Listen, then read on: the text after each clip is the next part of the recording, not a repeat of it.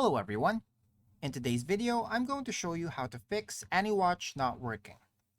So if you're trying to watch AniWatch on your browser and it doesn't seem to be working on your end, you can try to do these troubleshooting steps. So first up, try to search for down detector on your browser and then look for this website. So this will allow you to check if there's any pending issues or if the site is currently down. So just type in AniWatch and then browse, and then you should be able to see if it's currently down. So if it's not appearing here, then the site is probably working fine and it's most likely an issue on your end. Now, another troubleshooting step you can check is, of course, the stability of your internet connection. So just look for the speedtest.net website, and then you can use this to test your internet speed.